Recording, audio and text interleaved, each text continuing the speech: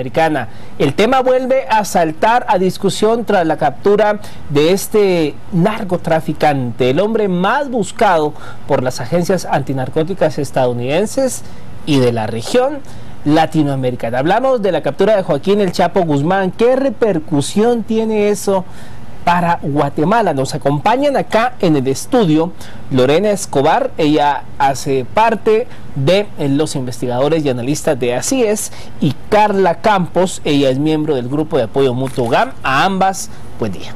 Buenos días. Gracias por estar con nosotros. Bueno, iniciemos hablando acerca de esta aprehensión que sin duda era un momento que tanto México como Estados Unidos esperaron por mucho tiempo luego de la fuga de El Chapo Guzmán en 2001. Y bueno, que el presidente de la República incluso recordaba que en el 93 él estuvo dirigiendo al equipo que logró capturarlo. Ahora hay una verdadera controversia de si debe quedarse en México para responder a los crímenes que allí ha cometido o trasladarse a Estados Unidos, que también lo está reclamando. Eso será un tema que a ellos les compete y tendrán que resolverlo. Guatemala y Centroamérica. Hay una modificación de estructuras, dice el ministro de Gobernación, Mauricio López Bonilla, y eso eventualmente pues repercutirá en Guatemala. Se dice que el cártel de Sinaloa trabaja muchísimo con la droga sintética, para lo cual necesita laboratorios, los narcolaboratorios. Se dice que Guatemala ya ha sido sede de esos narcolaboratorios. Ya no era solo el Paso, que representaba en algún momento la cocaína, la marihuana, sino también ya la pseudoefedrina y otros implementos para hacer la droga sintética se han quedado en el país. Hay gente contratada para eso y hay líderes del narcotráfico instalados en Guatemala para poder ver que eso ocurra y luego trasladarla hacia el norte. ¿Cómo ven ustedes ese panorama? ¿Será que se va a mantener exactamente igual o Guatemala empezará a vivir modificaciones y tal vez la violencia? Algunos hablaban que después de la muerte de la captura de Guayo Cano hubo por lo menos 9 asesinatos en el reacomodo de esa estructura. Empecemos con usted, por favor. Bueno, habría que ver primero qué reestructuración seguramente va a haber en México. Es decir, ahorita es el momento para que la competencia del Chapo Guzmán aproveche y logre captar más rutas, logre captar más mercado.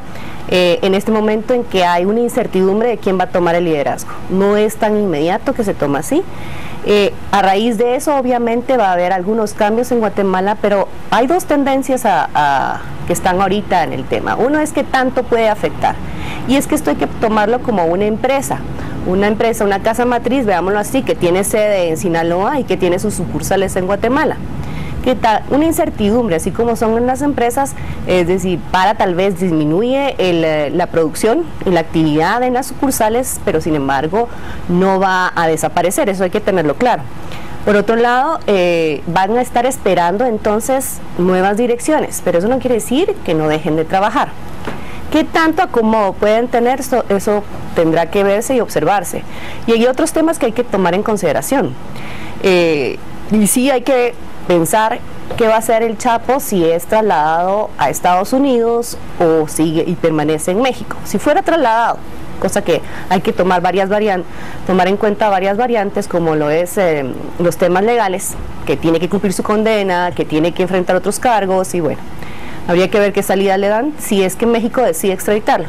En la extradición podría él, hay que recordar, negociar la condena. ¿Y cómo se negocia una condena en Estados Unidos? Dando nombres, dando estructuras, entregando. ¿Qué se podría esperar entonces? ¿A quién va a entregar uno? O sea, hay que entender, va a entregar a los amigos, a los rivales empezando, podría ser, o a los más débiles. Entonces ahí sí, de alguna forma podría haberse afectado Guatemala o la región centroamericana, porque no son, cierto, son sus aliados, pero son, veámoslo así, en la cadena de este negocio no son los más cercanos. Entonces, de esa forma podría ser. Ahora, Carla, citando un poco al exministro Carlos Menocal, él hacía referencia el día de ayer que hubo una relación muy estrecha entre el Chapo Guzmán y los Lorenzana acá en Guatemala. ¿Qué tan afianzada está la estructura entonces del cártel de Sinaloa y en qué regiones tiene su operatividad en este país? Pues precisamente en ese tema tenemos que ver también que el tema de la violencia, un porcentaje de las muertes violentas que se dan a nivel nacional se debe al narcotráfico. No es todo, pero sí hay un gran porcentaje que sí es producto de esto, entonces se debe de tomar en cuenta de que va a haber un efecto reflejo. Es como en el cuerpo, cuando uno está enfermo y le duele alguna parte de su cuerpo, automáticamente cuando a uno le dan el diagnóstico es otra parte del cuerpo la que está afectada. Entonces esto es precisamente lo que pueda pasar precisamente con México y toda Centroamérica. Se va a dar este efecto reflejo, mucha gente puede hacer que por no ser capturada vaya a huir a partes de Centroamérica y esto provoca en cierto momento un explote de violencia, principalmente en Guatemala, en El Salvador y tal vez Honduras y tal vez otros países centroamericanos que somos países propicios para que pase el narcotráfico y que hemos sido caracterizados también porque hay gente que está aliada con carteles de narcotráfico en México precisamente.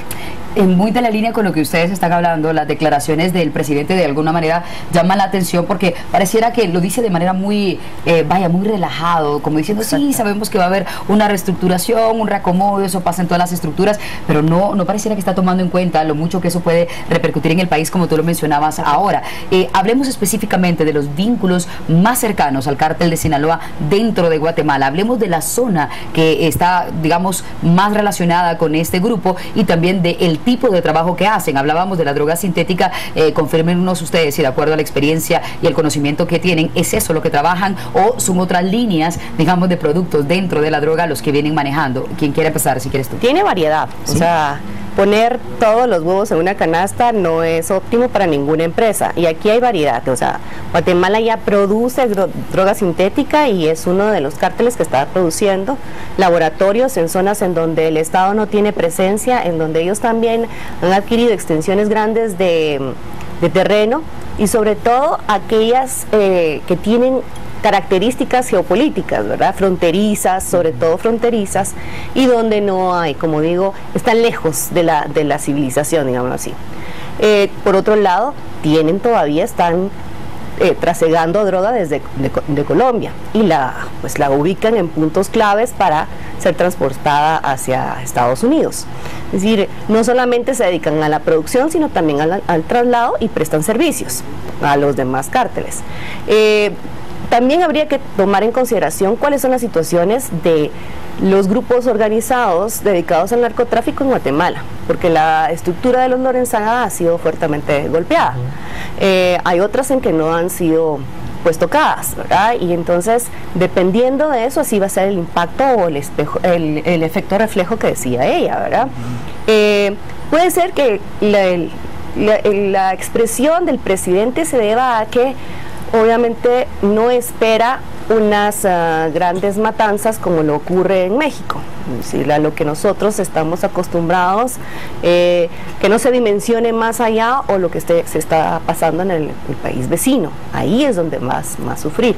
Claro que las áreas colindantes, se dice mucho que el cártel de Sinaloa opera en el área del Pacífico, ¿verdad? Y entonces todas esas regiones que son claves para el trasiego, pues también pueden ser objeto de interés para la competencia.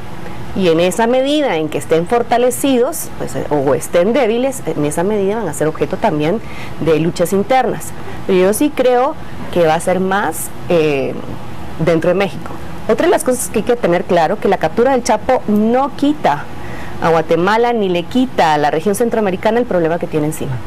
En tanto que esté la demanda vigente y sea siempre una demanda de los ciudadanos americanos, en esa medida va a ser atractivo para aquellos que generan el producto.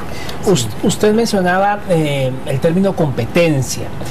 En este escenario, pongamos a todos los actores, ¿qué tanto el cártel o esta agrupación criminal fuertemente virulenta como son los Zetas pudiesen empezar a tratar de ganar más terreno? ¿Es viable esa tesis o no? Claro, lo van a intentar. Incluso la viceministra de Seguridad ayer precisamente estaba hablando de ese tema, de que va a haber un reacomodo y definitivamente puede haber riesgos. Sin embargo, ellos mismos estaban asegurando que están preparados y por el bien de los guatemaltecos esperemos que esto sea de esa forma. Pero sí, realmente hay que tomar las precauciones porque en este reacomodo todos van a intentar ser el mejor y tomar posición, y esperemos que Guatemala no sea esta la que quiera tomar esta posición de primer lugar en el tema de narcotráfico, porque esto se vendría a arruinar mucho todo el esquema de Guatemala de seguridad, de inversión que pueda haber. Entonces esto sí sería un gran peligro para nuestro país. Hablamos del Pacífico de Guatemala, que es donde suele operar este cártel. ¿De qué departamentos específicamente estamos hablando, que podríamos pensar que hay laboratorios en donde precisamente trabajan toda la droga sintética y que eventualmente podrían llegar a ser tomados por los Zetas?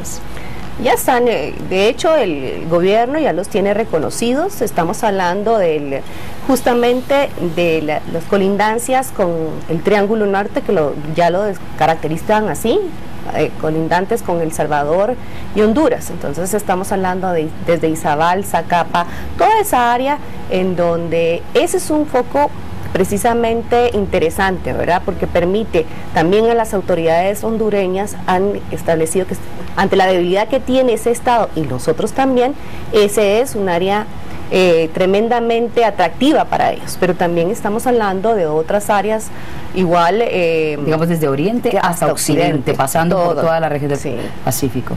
Así es bastante lo que es bastante, claro. Es bastante, y sobre todo aquí, como digo, donde no hay presencia. Y lo que hay que tener claro es también en aras, cada cártel tiene sus propias características de operar, ¿verdad? El Sinaloa acuérdense ustedes que era como un grupo federado, ¿verdad? No era solamente un líder, sino era una federación en donde se agrupaba bajo un liderazgo. En tanto que, y es más ordenado, más operativo, con mucho más riquezas que el resto de otros cárteles. A diferencia de los Zetas, para mal de los guatemaltecos, porque ellos son los que han estado haciendo muchas incursiones en Guatemala, son de los cárteles más pobres y menos organizados y más violentos. Entonces, la administración, digamos así, del dinero que captan no es la mejor característica que tengan ellos, ¿verdad? A diferencia del cártel de Sinaloa, o hay otros que combinan también sus negocios de narcotráfico con prostitución, no solamente como la trata de personas, como es también el de Juárez. Entonces vamos a ver distintas características que obviamente igual nos pueden afectar. Durante los últimos 13 años fue el hombre más buscado por las agencias antinarcóticas de Estados Unidos, México y la región centroamericana y quizá un poco más al sur. Uno puede asimilar que la entrada y salida del Chapo Guzmán en territorio centroamericano no podía darse sin la convalidación de alguien. ¿Tendría alguien que temer con esta captura, dado un poco la tesis que usted mencionaba respecto a que seguramente él puede negociar con la DEA o con las autoridades estadounidenses su rendición en cuanto a la pena que le impongan a cambio de información? Porque vaya que el Chapo Guzmán vale por lo que sabe, claro, ¿verdad? Sí, la verdad es que es muy extraño. Creo que todos entendemos que es muy extraño la tranquilidad. No hubo ni un solo disparo, cuando siempre durante todo el tiempo que lo estuvieron persiguiendo, siempre él lograba escaparse. ¿Por qué ahora no? Entonces, la explicación que dio de que por la seguridad de su familia es un poco extraña realmente, porque bien hubiera podido dejar a su familia ahí y sin que les hicieran nada. Pero realmente puede ser de que haya un acuerdo realmente, e incluso en algunas noticias se habla de que la campaña del presidente de México había sido financiada por él.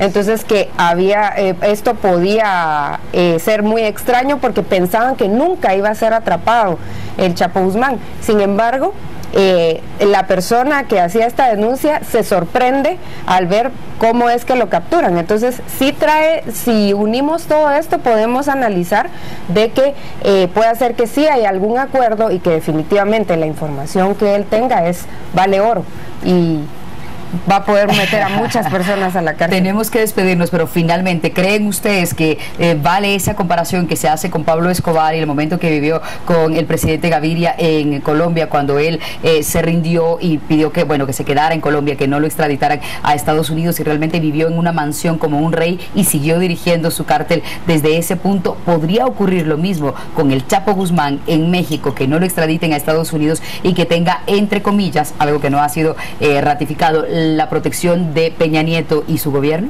Por supuesto, es mucho mejor permanecer en un estado que es familiar a él, en donde él tiene vínculos, ya sea con la policía, con el sistema de justicia, con los políticos. Es más fácil para él su permanencia, su tranquilidad y dirigir también sus negocios, a excepción de que si es trasladado a Estados Unidos, ahí es un reo más con un traje anaranjado en una celda aislada y con comida totalmente distinta, ¿verdad? Y sus vínculos, obviamente, su capacidad de influir en decisiones a su interés o manipular todo a su favor se ve disminuida, ¿no? Bien. Sí, principalmente pues que si las leyes de México son parecidas a las de Guatemala, pues tendrá que ser juzgado primero en su país. Entonces la posibilidad de extradición será muy poca y definitivamente quedará cómodamente en la cárcel de su país. Santo Dios, imagínate lo que ve. Brasa caliente para el gobierno mexicano tener al Chapo Guzmán en una de sus cárceles. Que no se les vuelva a fugar, por favor, eso dice Estados Unidos. Bien, gracias a ambas por la compañía. Se nos acaba el tiempo para seguir hablando de este tema, pero bueno, ustedes en las redes sociales han hecho una buena cantidad de comentarios. Gracias por participar, y en la mayoría de casos es ver qué tanto pueden crisparse las relaciones entre Estados Unidos y México por tener en su poder a el famoso narcotraficante que finalmente ha caído, el Chapo.